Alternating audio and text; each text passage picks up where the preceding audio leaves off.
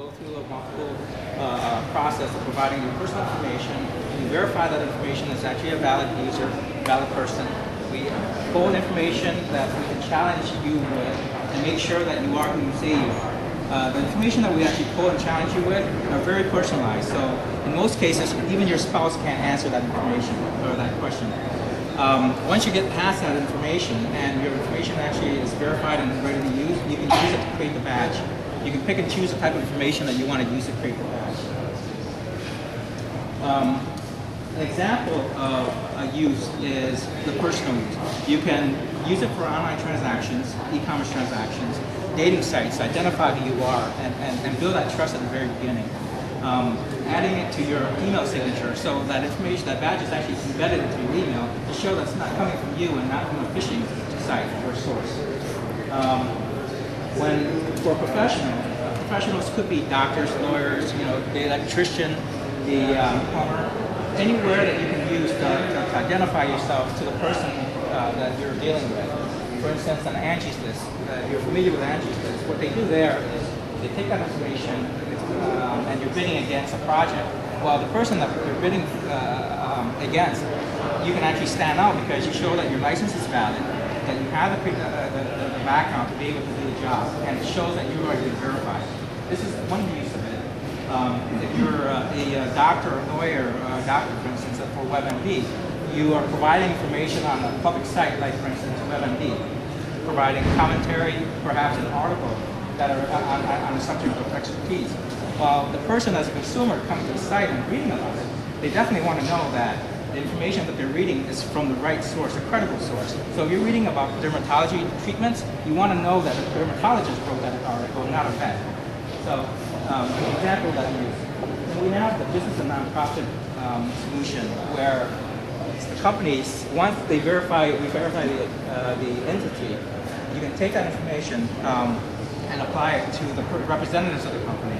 So the companies can assign people that they want to represent them on blogs, on marketing and PR ventures and so on.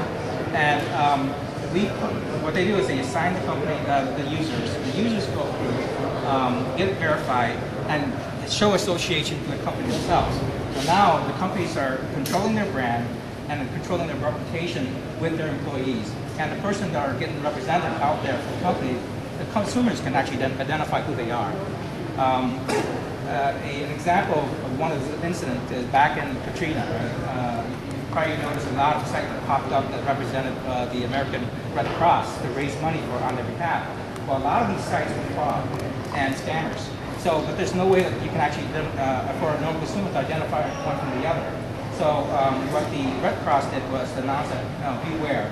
There's a lot of sites out there that are scamming you. Instead, they could have said, look for this seal, because this seal represents the representatives of our organization, and they have this seal, trust them, and provide a donation to them. And so this is another way that it can be used. Our technology is proprietary. We built it from the ground up, and it's created to be open. And the reason why I say open is because we provide APIs for any website, platform, application to be able to take it, use it, and enable Validize for users to be able to enable their badge on that site to identify themselves. So it's completely open. The way that we deliver our seal and our badge is very secure and it can't be imitated. And the reason I say that is because we have competitors that provide you a URL. You take that URL and you paste it onto a resume, you paste it onto LinkedIn and so on. It's not, it can be imitated because you can redirect it to somewhere else, but you have to leave the site to see it.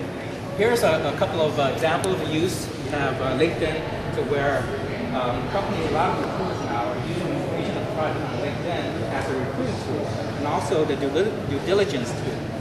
One of the problems is that not all the information out there is real, or it could be fabricated. And so what you can do is to show that you stand out. When you put the seal on there, it shows what the information is verified. So you can actually claim the information that they're on. Another example is the WebMD. Show that you're a credible person, make sure that you provide has credibility and so on.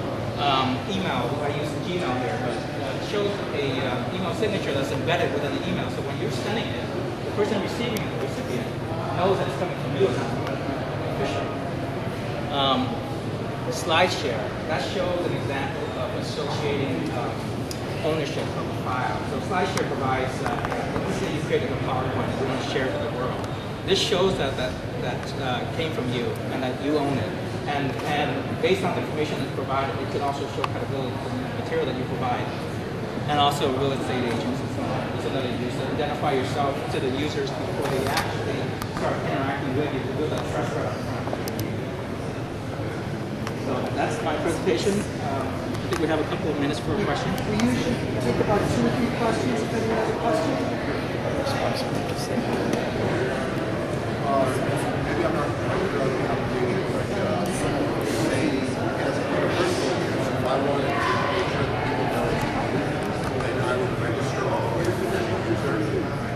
How would you go on that line? Because we put you through a process that identifies the information that you provide as a person. Then we also challenge you to maybe you are who you say you are. Because if you aren't, you won't be able to incorporate it. But I mean, in terms of when I register with the commission, how do you know I'm not lying about myself, my identity, my account? Is that verified? Yes. Okay. If you don't pass that verification process, identify yourself, you don't need to pass the So you basically your logo and you bring it to the website, your website. No. When that's what makes us unique. You never leave the partner's site that has stainless steel to be able to see the information to deliver through our application, through the partner's application. Our competitors do that. What they do is they give you a URL, you put it on it, you click on it, it goes out to another site and you can see it. So you can actually imitate that whole process by providing a fixed single site that they actually look to the information. So we deliver right to the partner site. Let's take one more question. What exactly is the process for verifying the user site? So How do you when you first sign up with us, we go through the registration process. You provide personal information, your name, your address, your phone number, your date of birth. We don't take a social security number unless it's unless you want to provide it to get more information on you. So we take that information, we verify it with our sources, public and private databases and so on, to make sure that it's current, it's accurate, and it's actually ties to a real person. Once we get that verified and you pass to that, then we compile a list of questions, 4 of them to be exact, to challenge you, make sure that you can answer questions that are specific to you based on your history. And the reason I said earlier that your spouse might not be able to answer some of the questions that we get is because it goes way back. And know, is this Slider that does this? no. Questions. Like like for instance, your first car. What color is your first car? So if you have a way to know that, why can't a bad guy have a way to know that too? Because they have to basically know a lot more about you, like instantly be shadowing you for most of your life. So were you shadowing me all of my life? How do you? What makes you different from someone who's trying to take you out? What do you know that they can't know? Well, what we do is we pull. You already have a public profile and a private profile on there. So ever since you started getting credit, ever since you applied for a apartment and so on, so that information starts building up. So yeah, someone might know that you bought a car, but they don't know what color your car is. Or they might know that you're making your car, but they don't know that you're actually your mom co-signed for your car. Right, but you do. That kind of stuff. Yes. How do you know? That's what we basically build a profile and come back to challenge you with that with the basic. So you asked the questions based on the information that you got in the profile that you built. Right.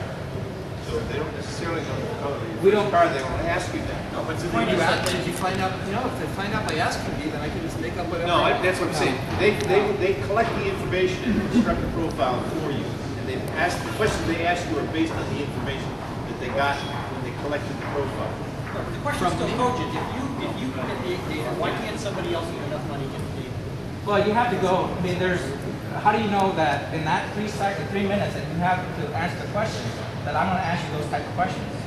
You basically have to know your whole history to be able to answer in a certain amount of If time. you can collect the data, somebody else can collect the data, right? Right. I hate to interrupt a good conversation, but in the interest of working with the other presenters, Peter, you'll be upstairs demoing and can keep this conversation going up there. Let's Thank give you, Peter a hand.